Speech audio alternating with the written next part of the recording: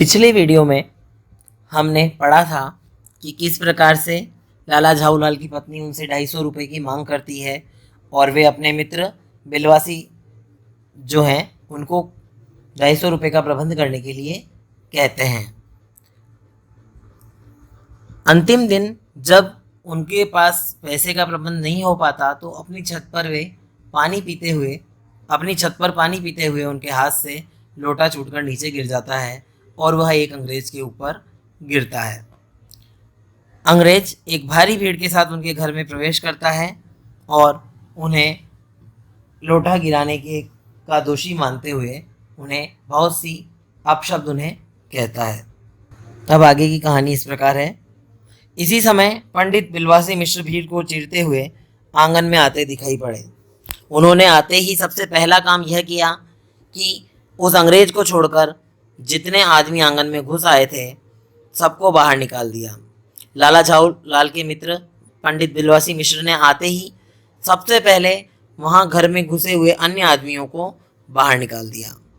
फिर आंगन में कुर्सी रखकर उन्होंने साहब से कहा, आप बैठिए, शायद आपके पैर में चोट आई है, अब आप आराम से कुर्सी पर बैठ जाइए। साहब बिलवासी जी को धन्यवाद देते हुए लाला झाऊलाल की ओर इशारा करके बोले कि आप इस शख्स को जानते हैं। अब अंग्रेज अफसर जो थे वो बैठ गए और बिलवासी जी से पूछा कि आप इस आदमी को जानते हैं। बिलवासी जी बोले, बिल्कुल नहीं, और मैं इस आदमी को जानना भी नहीं चाहता जो निरीह राह चलते लोगों पर लोटे से वार करे। बिलवासी जी ने क्या कहा कि मैं ऐसे लोगों को जानना भी नहीं चाहता जो राह चलते बेचारे लोगों पर जो है लोटे से वार करते हैं। मेरी समझ में ही इज़ अ डेंजरस ल्यूनोटिक। वो क्या कहते हैं कि मेरी नज़र में ये जो है एक खतरनाक पागल है। अंग्रेज कहता है, नहीं नहीं, मेरी समझ में he is a dangerous criminal. क्या कहता है वह कि नहीं, यह तो एक खतरनाक मुजरिम है। साहब ने बिलवासी जी से पूछा। अंग्रेज ने कहा कि अब क्या करना चाहिए। बिलवासी जी कहते हैं, पुलिस में इस मामले की रिपोर्ट कर दीजिए, जिससे यह आदमी फौरन हिरासत में ले लिया जाएगा। पुलिस स्टेशन है कहाँ? अंग्रेज पूछता है, पुलिस स्टेशन आखिर कहाँ है? बिलवासी जी कहते हैं, पास में ही है, चलिए मैं बता दूं। चलिए। बिलवासी जी फिर कहते हैं, अभी चला, आपकी इजाजत हो तो पहले मैं इस लोटे को इस आदमी से खरीद लूं। क्यों जी, बेचोगे? मैं 50 रुपये तक इसके दाम दे सकता हूँ। अब बिलवासी जी ने बात बनाते हुए कहा कि आप 2 मिनट रुकिए, मैं इस आदमी से यह लोटा खरीद लूँ। क्यों, तुम क्या इस लोटे को बेचोगे? लाला झाऊलाल चुप रहे, पर साहब ने पूछा, इस रद्दी लोटे के आप 50 रुपये क्यों दे रहे हैं? बिलवासी जी ने कहा, आप इस लोटे को रद्दी बताते हैं? आश्चर्य, मैं तो आपको एक विज्ञ यानी कि समझदार और सुशिक्षित आदमी समझता था। आखिर बात क्या है, कुछ बताइए भी, अंग्रेज ने कहा। बिलवासी जी बोले, जनाब, यह एक ऐतिहासिक लोटा जान पड़ता है। जान क्या पड़ता है, मुझे पूरा विश्वास है कि यह वही प्रसिद्ध अकबरी लोटा है जिसकी तलाश में संसार भर के म्यूजियम परेशान हैं। वो क्या कहते हैं कि मैं यह पूर्ण विश्वास से कह सकता हूँ कि यह वही लोटा है जिसकी तलाश में पूरे संसार भर के म्यूजियम परेशान हैं। यह बात? जी हाँ जनाब, 16वीं शताब्दी की बात है। बादशाह हुमायूं शेरशाह से हारकर भागा था और सिंध के रेगिस्तान में मारा मारा फिर रहा था। एक अवसर पर प्यास से उसकी जान निकल रही थी। उस समय एक ब्राह्मण ने इसी लोटे से पानी पिलाकर उसकी जान बचाई। हुमायूं के बाद जब अकबर दिल्लीश्वर हुआ, यानी कि दिल्ली का राजा हुआ, तब उसने उस ब्राह्मण का पता लगाकर उससे इस लोटे को ले लिया और इसके बदले में उसे इसी प्रकार के 10 सोने के लोटे प्रदान किए। यह लोटा अकबर को बहुत प्यारा था और इसी से इसका नाम अकबरी लोटा पड़ गया। वह बराबर इसी से वज्जू करता था।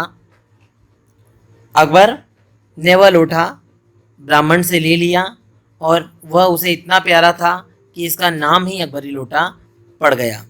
सन 1857 तक इसके शाही घराने में रहने का पता है। इसके बाद लापता हो गया। ये 1857 तक तो राज परिवार में था, उसके बाद पता नहीं ये कहाँ चला गया। कोलकाता में कोलकाता में जो म्यूज़ियम है वहाँ इसका प्लास्टर का एक मॉडल रखा हुआ है। पता नहीं यह लोटा इस आदमी के पास कैसे आया। अगर म्यूज़ियम वालों को पता चले तो फैंसी दाम देकर खरीद ले जाएं। वो कहते हैं कि ये लोटा पता नहीं इस आदमी को कैसे मिला, पर अगर उन म्यूज़ियम वालों को पता चले तो वो अच्छा फैंसी यानी कि बहुत अच्छा दाम देकर इसको ले जाएं। इस विवरण को सुनते सुनते साहब की आंखों पर लोभ आश्चर्य का ऐसा प्रभाव पड़ा कि वे कोड़ी के आकार से पकौड़ी के आकार की हो गई। अब जब साहब ने सुना कि ये लोटा इतना कीमती है और इतना महत्वपूर्ण है तो उनकी आंखें एकदम हैरानी से बड़ी हो गई। कहा गया है, क्या कहा है यहाँ पर, कि कोड़ी के आकार से पकौड़ी के आकार की हो गई। कोड़ी छोटी होती है और पकौड़ी बड़ी होती है, तो वो आंखें एकदम बड़ी हो गई, वो हैरान हो गए। उन्होंने बिलवासी जी से पूछा, तो क्या आप इस लोटे से क्या करिएगा? बिलवासी जी ने कहा, मुझे तो पुरानी चीज़ें इकट्ठी करने का, संग्रहित करने का शौक है। अंग्रेज कहता है, मुझे भी पुरानी और ऐतिहासिक चीज़ों के संग्रह का बहुत शौक है। जिस समय ये लोटा मेरे ऊपर गिरा था उस समय मैं यही कर रहा था। दुकान से पीतल की कुछ पुरानी मूर्तियाँ खरीद रहा था। जो कुछ भी हो लोटा मैं ही खरीदूंगा। वाह, आप कैसे खरीदेंगे? मैं खरीदूंगा, इस पर मेरा हक है। अब दोनों में इस बात पर कहासुनी होने लगी, बिलवासी जी और अंग्रेज में। हक है, जरूर हक है। बताइए, इस लोटे के पानी से आपने स्नान किया या मैंने? तो बिलवासी जी ने कहा, आपने। यह आपके पैरों पर गिरा या मेरे? बिलवासी जी ने कहा, आपके पैरों पर गिरा। अंगूठा इसने आपका बुरता किया या मेरा? आपका। इसलिए उसे खरीदने का हक भी मेरा ही है। यह सब झोल है। बिलवासी जी कहते हैं, यह सब फालतू बात है। दाम लगाइए, जो अधिक देगा वह ले जाएगा। यही सही, आप उसका 50 रुपया लगा रहे हैं, मैं 100 रुपये देता हूँ, मैं 150 देता हूँ, मैं 200 देता हूँ, अजी मैं 250 देता हूँ। दोनों एक दूसरे से बढ़ चढ़कर भाव लगाने लगे। यह कहकर बिलवासी जी ने 250 रुपये के नोट लल्ला झाऊ लाल के आगे फेंक दिए। साहब को भी ताव आ गया, वो भी जोश में आ गए और उन्होंने कहा, आप 250 देते हैं तो मैं 500 देता हूँ, अब चलिए।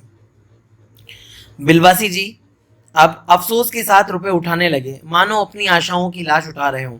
अब वे दुखी मन से नोट उठाने का अभिनय करने लगे, नाटक करने लगे। और अंग्रेज की ओर देखकर उन्होंने कहा, लोटा आपका हुआ, ले जाइए, मेरे पास 250 रुपये से अधिक नहीं है। यह सुनना था कि साहब के चेहरे पर प्रसन्नता की कूंची फिर गई। इतना सुनना था कि अंग्रेज तो बहुत प्रसन्न हो गया और उसने झपट कर लोटा लिया और बोला, अब मैं हंसता हुआ अपने देश लौटूंगा। मेजर डगलस की डीक सुनते सुनते मेरे कान पक गए हैं। उन्होंने कहा कि अब मैं जब अपने देश लौटूंगा तो मेजर डगलस को ये लोटा दिखाऊंगा। उनकी डींगें है कि उनकी लंबी लंबी फालतू बातें सुनकर मेरा जो है कान पक गए थे। मेजर डगलस कौन है? बिलवासी जी ने पूछा। मेजर डगलस मेरे पड़ोसी हैं। पुरानी चीज़ों के संग्रह करने में मेरी और उनकी होड़ रहती है। हम दोनों में एक कंपटीशन रहता है कि कौन ज़्यादा पुरानी चीज़ें इकट्ठी करेगा। गत वर्ष वे हिंदुस्तान आए थे और यहाँ से जहांगीरी अंडा ले गए थे। पर यह जहांगीरी अंडा है क्या? बिलवासी जी ने पूछा। आप जानते होंगे कि एक कबूतर ने नूरजहां और जहांगीर का प्रेम कराया था। जहांगीर के पूछने पर कि मेरा कबूतर तुमने कैसे उड़ जाने दिया, नूरजहां ने उसके दूसरे कबूतर को उड़ाकर बता दिया कि ऐसे।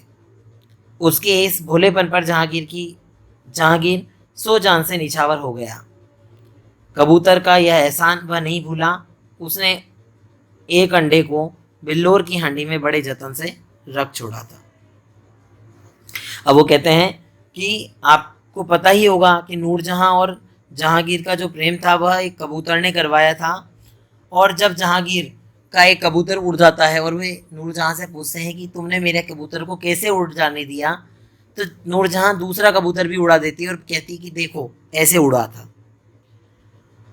उसके इस भोलेपन पर जहांगीर निछावर हो गए और उन्होंने कबूतर के एक अंडे को बिल्लोर की हांडी में, यानी कि एक ट्रांसपेरेंट हांडी में, जो कि पारदर्शी होती है, पारदर्शी जो जिसे हम ट्रांसपेरेंट नाम से जानते हैं, तो एक पारदर्शी हांडी में उन्होंने उसे रख दिया। बाद में यह वही अंडा जहांगीरी अंडे के नाम से प्रसिद्ध हुआ। उसी को मेजर डगलस ने दिल्ली में एक मुसलमान सज्जन से 300 रुपये में खरीदा था। ऐसी बात, यह बात? हाँ हाँ, पर अब मेरे आगे दून की नहीं ले सकते, अब वो मेरे आगे उनकी नहीं चलेगी। अकबरी लोटा उनके जहांगीरी अंडे से भी एक पुश्त पुराना है। मेरा ये जो अकबरी लोटा है यह उनके जहांगीरी अंडे से एक पीढ़ी पहले का है। इस रिश्ते से तो आपका लोटा इस अंडे का बाप हुआ। ये ऐसा क्यों कहा गया? क्योंकि अकबर जहांगीर से पहले थे। साहब ने लाला झाऊलाल को 500 रुपये देकर अपनी राह ले ली। अब वो साहब जो है 500 रुपये देकर अपने घर की ओर चल दिए। लाला झाऊलाल का चेहरा इस समय देखने लायक था।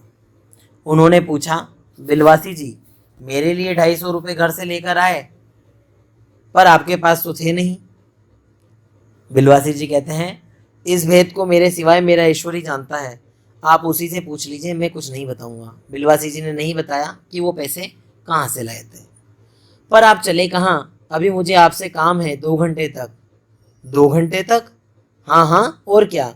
अभी मैं आपकी पीठ ठोक कर आपको शाबाशी दूंगा, इसमें 1 घंटा लगेगा। फिर गले लगाकर धन्यवाद दूंगा, 1 घंटा इसमें भी लग जाएगा।